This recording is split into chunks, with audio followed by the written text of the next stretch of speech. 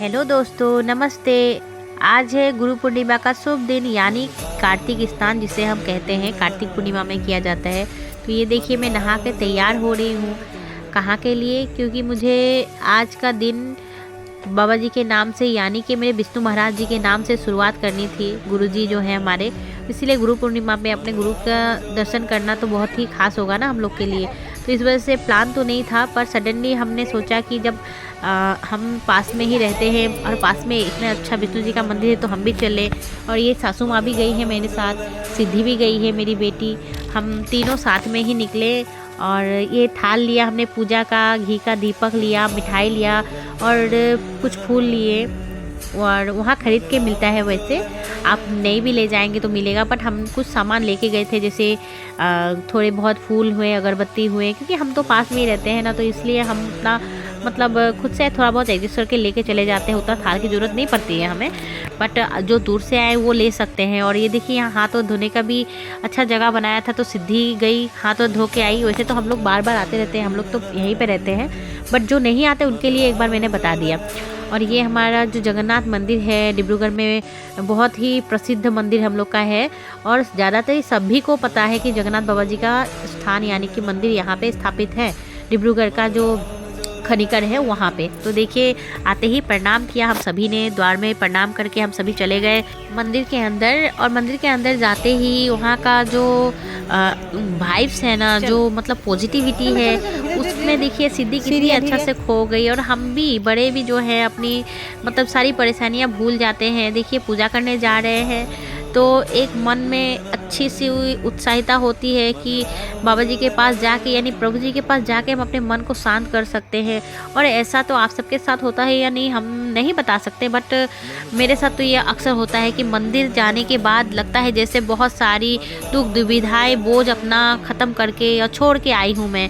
बाबा जी ने पूरा मतलब सारा दुख तकलीफ परेशानी कुछ भी चिंता मेरा जो है हर लिया हो, ये मुझे महसूस होता है। बाकी आप सबके साथ कैसा महसूस होता है ये ज़रूर कमेंट में बताइएगा।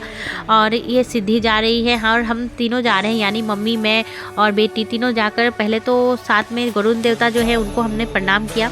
प्रणाम करने के बाद में हम सभी आगे चले गए। आगे जाने के बाद सिद्धि हमसे पहले ही दौड़ कर गई, क्योंकि पहले भी आ चुकी है, तो उसको पता है कि कहाँ में हमारा स्थान है, कहाँ जाना है और कहाँ प्रणाम करना है, ये तक उसे याद रहता है।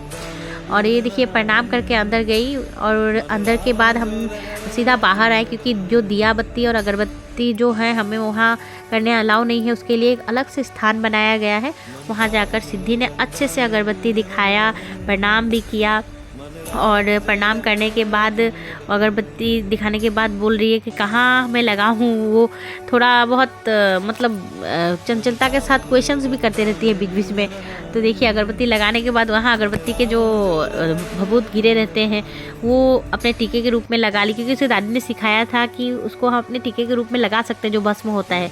और देखिए, ये चीज़ जो है हम बचपन से बच्चों को जो एक चीज़ बताना चाहूँगी, सिखाना चाहिए कि हम भी जो सुबह उठकर अपने जो नित्य कर्म है करने के बाद प्रभु जी को, अपने बाबा जी या माता जी जो भी हैं, उनको एक लोटा जल, एक अगरबत्ती जरूर दिखाएं, ताकि अपने संस्कार संस्कृति के साथ दिन भी अच्छा हो और बच्चों को भी अच्छे संस्कार मिले। बस यही चाहिए ना। जब क्योंकि अभी से अगर हम अपने संस्कार नहीं देंगे बच्चों में, या अपनी संस्कृति के बारे में उन्हें नहीं बताएंगे, तो अवगत नहीं होने के बाद वो कैसे क्या करेंगे। उनको अवगत कराना बहुत ही ज़रूरी है, इसीलिए उन्हें ये सब सिखाना चाहिए। और एक लेडी थी जिसके साथ सिद्धि थोड़ा टकरा गई, पर बच गई, कुछ हुआ नहीं। और बहुत जल्दी में रहते हैं ना ऐसे तो बच्चे, क्योंकि उसको जल देना था। शिव जी के जो स्थान है देखी तो एक हाथ से दे रही थी, फिर उसे याद आया कि नहीं, मैंने दोनों हाथ से देना है, और अच्छे से जल दे ली। उसमें भी वो खुश हो गई बस। और पौधा जो देखी, पौधा देखने के बाद तो सिद्धि की बात ही नहीं है, हमें बोल रही है हम नहीं जाएंगे, हमको पौधे के साथ ही बैठना है। वो पौधा देखते ही पता नहीं क्यों उसको इतना अच्छा लगता है, पेड़ पौधों से उससे बहुत प्यार है, फूल देखते ही वो दीवानी हो जाती है। और ये हमारा जाने के टाइम हो गया, क्योंकि ज़्यादा देर नहीं रुक सकते थे और घर पे भी सभी थे। हम लोग बस मम्मी बेटी हम आए थे, और जाकर हमें बहुत सारे काम भी थे, क्योंकि गुरु पूर्णिमा था। गुरु पूर्णिमा के दिन घर पे भी जाकर ऐसे ही नहीं छोड़ सकते ना, तो हम जल्दी निकलेंगे। और वैसे ही मौसम बहुत ख़राब हो रहा था, बारिश आने की आशंका लग रही थी, क्योंकि थोड़ा बहुत अंधेरा भी हो रहा था, सूरज तो नहीं दिख रहा था। और यहाँ पे चप्पल पहनना शुरू किया सिद्धि ने। सिद्धि ने खुद ही चप्पल पहन रही है, बोल रही है मम्मी मैं खुद ही पहन लूँगी। अब बड़ी हो गई है तो उतना मुझे चिंता नहीं रहता है। और वैसे पैर में आलता लगाया था तो मैं बार बार अपने पैरों को भी देखती हूँ, मुझे बहुत पसंद है वैसे पाँव में आलता लगाना। और आलता लगा के देखिए चलती जा रही हूँ, अच्छा लगता है मुझे आलता लगाकर अपने पाँव को बार बार देखना। तो मैं भी वैसे शूट करके वीडियो एक बना के रख ली, ताकि इंस्टा भी जो है मेरा आईडी पूनम रमेश गुप्ता के नाम से, उसमें भी मैं थोड़े बहुत कुछ वीडियोस डालती हूँ, आप लोग जाकर देख सकते हैं, मेरा इंस्टा आईडी है वो।